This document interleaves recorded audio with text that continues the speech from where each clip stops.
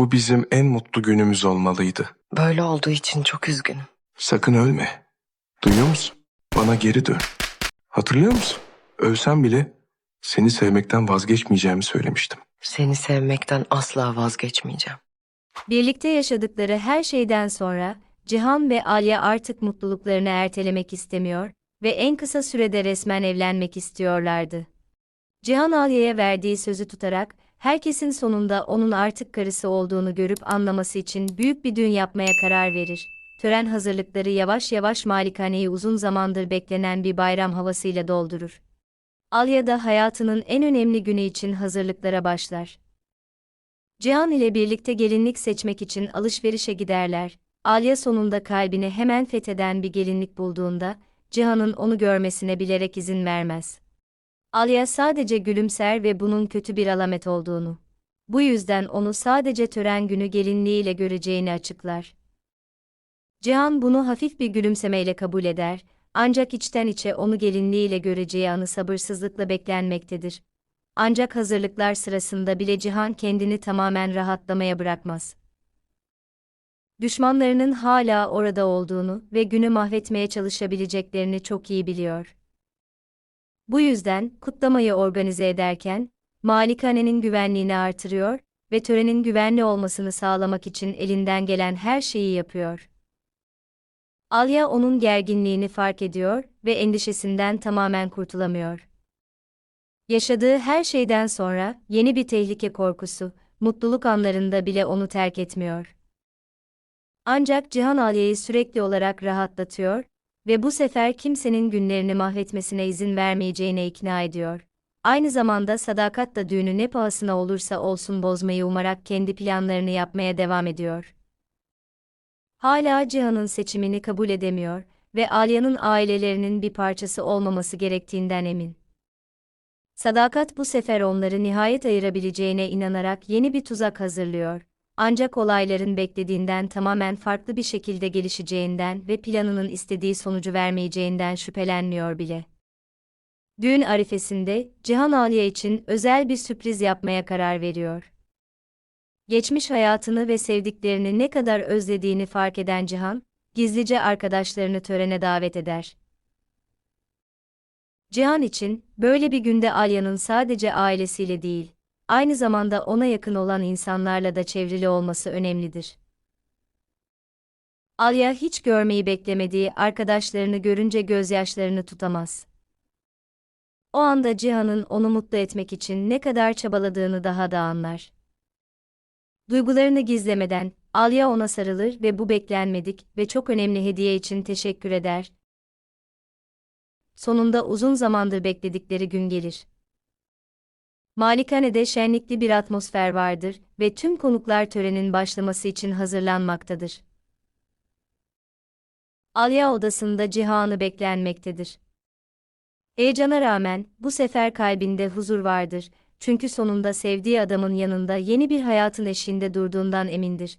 Cihan Alya'yı tören için almak üzere odaya girdiğinde, kelimenin tam anlamıyla olduğu yerde dona kalır. Alya gelinliğiyle onun karşısında duruyor ve o anda, etrafındaki tüm dünya kaybolmuş gibi görünüyor. Tüm kayıplardan, acılardan ve tehlikelerden sonra, gerçekten bugüne ulaştıklarına inanamıyor. Cihan için bu an, en karanlık anlardan sonra bile insanların hala mutluluğu bulabileceğinin kanıtı oluyor. Tören gergin ama mutlu bir atmosferde gerçekleşiyor. Cihan ve Alya masaya oturup isimlerini imzalayarak resmen karı koca olduklarında, artık hiçbir şeyin o anı bozamayacağı anlaşılıyor. Ancak bu anda her şey değişiyor. Hapisten kaçmayı başaran Feyyaz, beklenmedik bir şekilde törene dalıyor. Cihan'dan intikam alma arzusuyla saplantılı olan Feyyaz, tek bir amaçla geliyor, mutluluklarını yok etmek. Şenlikli atmosfer saniyeler içinde kaosa dönüşüyor. Feyyaz'ın elindeki silahı gören Cihan, bir an bile tereddüt etmeden Alya'yı korumak için hemen silahıyla onu örtüyor. İlk kurşun Cihan'a isabet ediyor. Ancak kocası için duyduğu korkuyla boğuşan Alya da onu kurtarmaya çalışır ve bir sonraki kurşun ona isabet eder. Her şey o kadar hızlı olur ki, orada bulunanlar ne olduğunu anlamaya bile vakit bulamazlar. Cihan ve Alya yere düşerler, panik ve çığlıklar etraflarına yayılmaya başlarken ellerini sıkıca tutarlar. Tam da resmen karı koca oldukları anda, mutlulukları tekrar tehdit altına girer ve yeni bir hayatın başlangıcı olması gereken gün, ikisi için de en korkunç sınava dönüşür. Yaşadıkları tüm zorluklardan sonra, Cihan ve Alya artık kendi mutluluklarını ertelemek istemezler. Evlenme arzuları sadece romantik bir karar değil, tüm acıların, tehlikelerin ve onları ayırma girişimlerinin üstesinden gelmenin bir sembolü haline gelir. Düşmanlar korku ve sürekli entrikalar yüzünden çok fazla zaman kaybettiler, bu yüzden şimdi tek istedikleri şey sonunda gerçek bir aile kurmak ve birbirlerini kaybetme korkusu olmadan yaşamak. Düğün hazırlıkları, ilişkilerinin ne kadar değiştiğini gösteriyor. Tüm zorluklara rağmen, Cihan ve Alya daha önce her zaman eksikliğini hissettikleri bir hafiflik, sıcaklık ve huzur buluyorlar. Cihan için bu düğün, en karanlık dönemlerden sonra bile insanların mutluluğu bulabileceğinin kanıtı.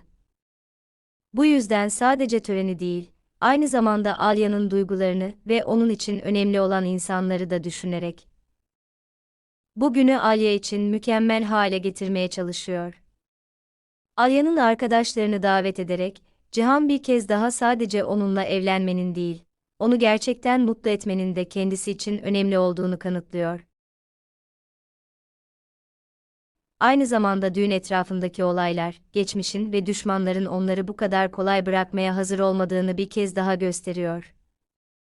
Cihan ve Alya nihayet yeni hayatlarına bir adım daha yaklaşmış olsalar bile, tehlike onları takip etmeye devam ediyor. Cihan'ın tören hazırlıkları sırasında hissettiği gerilim buna değer çıkıyor. Feyyaz'ın törene katılması, geçmişteki çatışmaların ve intikam arzusunun hala üzerlerinde etkili olduğunun bir sembolü haline gelir. Ancak ölümcül tehlike anında bile Cihan ve Alya kendilerini değil, birbirlerini düşünürler. Cihan tereddüt etmeden Alya'yı kurşundan korur ve Alya da onun için kendi hayatını riske atmaya hazırdır. Bu duygularının ne kadar güçlü hale geldiğinin nihai kanıtıdır. Aşkları artık sadece tutku veya bağlılığa dayanmaz, artık başka bir insan uğruna kendilerini feda etme isteğine dayanır. Özellikle sembolik olan şey, kurşunlardan sonra yere düştüklerinde bile el ele tutuşmaya devam etmeleridir. Bu an yaşadıkları her şeyden sonra artık birbirleri olmadan var olamayacaklarını gösterir. Tehlike ve ölüm korkusu bile onları ayıramaz veya aşklarından vazgeçmelerine neden olamaz. Sonuç olarak, tüm hikaye bir kez daha ana fikri vurgular. Cihan ve Alya birbirlerine karşı değil, tüm zorluklara karşı birlikte savaşmayı öğrenmiş insanlar haline gelmişlerdir. Evlilikleri sadece biçimsel bir birliktelik olmaktan çıkıp, gerçek aşkın kaosun, tehlikenin ve sürekli mücadelenin ortasında bile hayatta kalabileceğinin kanıtı haline gelir.